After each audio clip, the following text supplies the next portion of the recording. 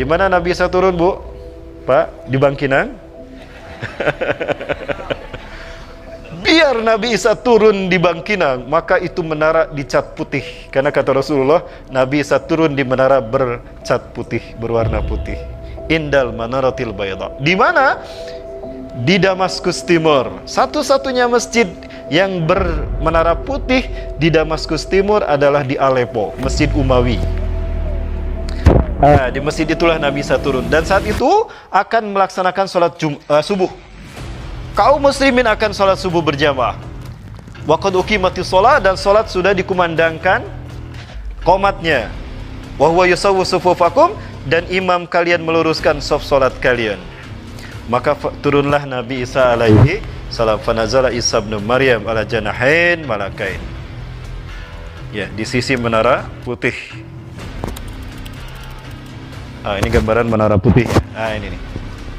Nabi Isa nanti akan turun di sini. Ya, jadi ternyata bukan di Bangkinang, Pak ya. Ya, Nabi Isa akan turun di menara putih.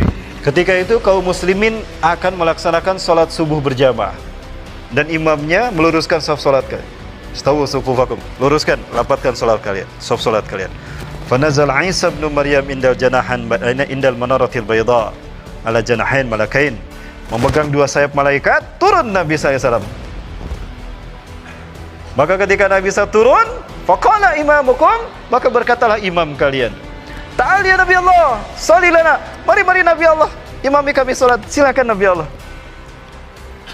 Apakah Nabi Isa jadi imam sholat? Pada saat itu tidak, Nabi Isa menolak menjadi imam. Maka yang menjadi imam adalah Imam Mahdi. Apakah Imam Mahdi lebih mulia dari Nabi Isa? Tidak. Tapi setiap Nabi dan Rasul, jika hidup di zaman Rasulullah, wajib meninggalkan tugas kenabian mereka, beriman pada Rasulullah, dan menolong dakwah Rasulullah, menjadi makmumnya Rasulullah SAW. Karena Imam Mahdi yang memimpin pelaksanaan sunnah pada saat itu, maka Nabi Isa ittiba kepada sunnah Rasulullah, makmum di belakang Imam Mahdi. Bukan berarti Imam Mahdi lebih mulia, tapi para Nabi telah bersumpah di hadapan Allah akan ikut kepada Rasulullah sebagai umatnya. Quran, Surat Ali Imran ayat 81-82. Selesai sholat subuh berjamaah, maka Nabi Isa AS mengatakan, iftahil bab, buka pintu masjid itu. Ketika sholat di masjid ini selesai, sholat subuh selesai dilaksanakan, maka pintu masjid ini dibuka. Ketika pintu masjid itu dibuka, maka tampaklah Dajjal dengan 70.000 pasukannya. Sayati Dajjal wa yattabi'una sabuna alaf al-yahud min wadi Isfahan ala jabhatil farash. Dajjal akan datang kepada kalian, dan dia akan diikuti oleh 70.000 pasukannya dari lembah Isfahan menggunakan jubah Persia. Berarti pengikut Dajjal saat itu dari Iran datangnya. Mereka adalah bangsa Yahudi Iran. Ya. Bapak Ibu, kemudian begitu melihat Nabi Isa, Dajjal berinding dan mencair keringatnya bagaikan garam yang mencair. Andaikan Nabi Isa cuma melototin aja Dajjal, mati tuh Dajjal. Kencing di celana dia. Dilihatin aja gini, mati tuh Dajjal. Lau yatsruku lamata binafsih. Andaikan Isa bin Maryam membiarkan Dajjal sendirian dilihat begitu aja, mati sendiri tuh Dajjal. Saking dahsyatnya aroma Nabi Isa alaihi salam.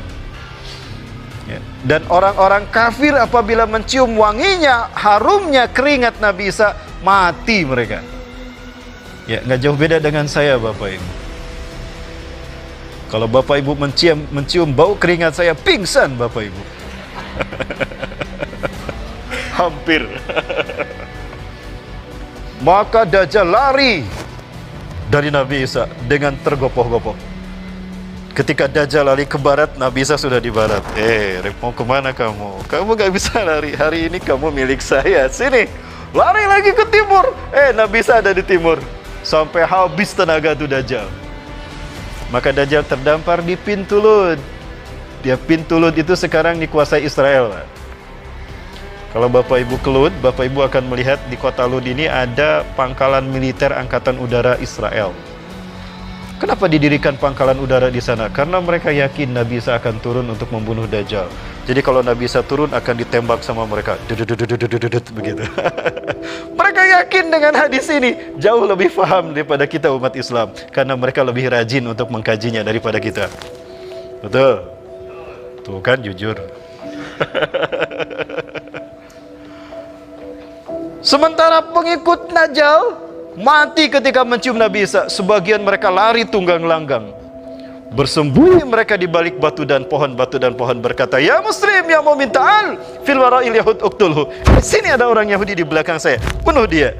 Illa gorkod, kecuali pohon gorkod. Fa innaha syajaratil yahud, karena gorkod adalah pohonnya Yahudi. Dia nggak ngomong. Ada orang Yahudi tidak? Tidak ada. Ada orang Yahudi tidak? Tidak ada. Udah, kamu diam di sini, aku nggak akan ngomong. Ya, kecuali gorkod. Baik Bapak Ibu rahmati Allah. Kemudian maka habislah orang-orang Yahudi pada saat itu, dan Dajjal pun mati di pintu Lud, dibunuh sama Nabi Isa SAW. Setelah itu Nabi Isa akan menuju ke Al-Aqsa. Nabi Isa sholat berjamaah di sini. Namun sebelum sampai ke Masjidil Aqsa, di perjalanan Nabi Isa melalui Tur Sinai. Di Tur Sinai itu di malam harinya Nabi Isa alaihissalam bersama para kaum muslimin saat itu beristirahat di Masjid Tur.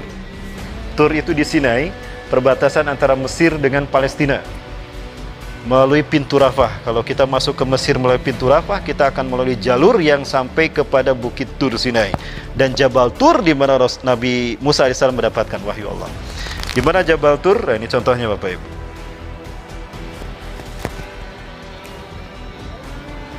Di Tur Sinai ini ada masjid besar. Nah, Allah lindungi mereka dengan datangnya malaikat-malaikat di bawah pimpinan malaikat Jibril.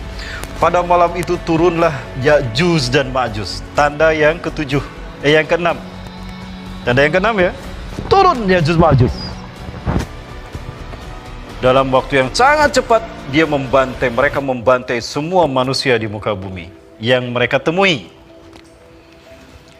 Maka yang tersisa adalah mereka yang tidak ditemui oleh Ya'juj Ma'juj. Selamat mereka. Maka kemudian Ya'juj Ma'juj berkata, semua penduduk bumi sudah kita habisi. Maka yang tersisa adalah mereka yang di langit. Dilemparkan itu tombak mereka ke langit. Maka tombak itu kembali dengan bercucuran darah, berlumuran darah. Maka kemudian Allah azab Ya'juj Ma'juj itu dengan turunnya hujan ulat. Ulat turun dari langit dalam jumlah besar, maka habislah Ya'juj Ma'juj dimakanin sama ulat.